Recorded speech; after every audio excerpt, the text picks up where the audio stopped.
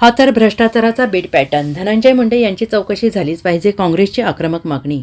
राज्यातील ₹1 पीक विमा बंद करण्याची शिफारस सरकारला करण्यात आलेली आहे. या योजनेत 350 कोटी रुपयांचा भ्रष्टाचार झाल्याचं वृत्त आहे आणि त्यामुळे कृषी खात्यात भ्रष्टाचाराचा हा बीड पॅटर्न झालेला असून धनंजय मुंडे कृषी मंत्री असताना त्यांनी घेतलेल्या निर्णयाची चौकशी झाली पाहिजे अशी मागणी काँग्रेसचे ज्येष्ठ नेते विजय वडेट्टीवार यांनी केली आहे. महायुती सरकारने ₹1 पीक विमा ही योजना आणली होती आणि त्यावरून आपली पाठ थोपटून बीड पॅटर्नचा गवगवा केला होता. पण या योजनेवर प्रश्नचिन्ह उपस्थित झाले होते.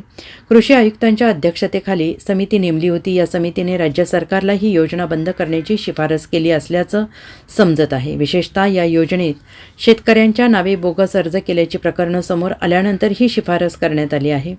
खरीप हंगाम 2024मध्ये एकूण 4 लाख अर्ज बोगस निघाले. त्यातील 1 लाखाहून अधिक अर्ज हे एकट्या बीड जिल्ह्यात आढळले आहेत आणि ही धक्कादायक बाब आहे. त्यामुळे हा तर भ्रष्टाचाराचा बीड पॅटर्न असल्याची टीका काँग्रेस ज्येष्ठ नेते विजय वडेट्टीवार यांनी केली आहे.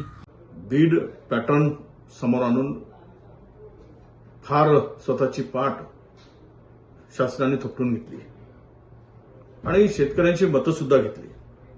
हा बीड पॅटर्न ₹1 विमा काढून देण्याचा आला कुठून? त्याचं उगमस्थान काय? याचं उगमस्थान भ्रष्टाचारातून आहे. भ्रष्टाचाराची प्लॅनिंग करून या बीड पॅटर्नचा उगमस्थान झाला असा आमचा स्पष्ट आरोप आहे. खरीप 2024च्या हंगामामध्ये जे 4 लाख बोगस अर्ज या पीक विम्यासंदर्भात प्राप्त झाले त्यातील 1,09,000 अर्ज केवळ एका बीड जिल्ह्यातील आहे. उद्या बोगस अर्ज आले म्हणून किंवा अर्जदारावर शेतकऱ्यावर कारवाई होईल, परंतु या पीक विमा योजनेतून रगळ पैसा कमवणाऱ्या भ्रष्टाचार करणाऱ्यांना आपण कारवाई करणार का, हा खरा प्रश्न आहे.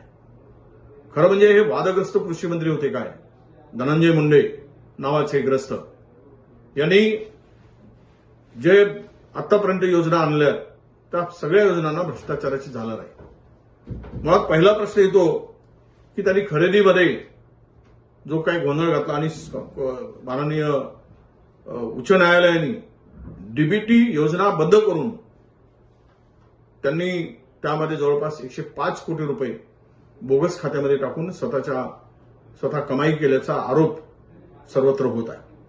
दुसरा महत्वाचा विषय की सबसिडीच्या नावाने जवळपास 150-200 शेतकऱ्यांना बारामतीमधल्या गंडा घालण्याचं काम धनंजय मुंडेंच्या टीमने केलेलं आहे. त्यामध्ये त्यांचंही नाव येतो आहे. शेतकऱ्यांच्या टाळूवरील लोणी खाणारी जर महाराष्ट्रामध्ये सत्ताधारी असतील तर शेतकऱ्यांनी कुणाकडे बघायचं?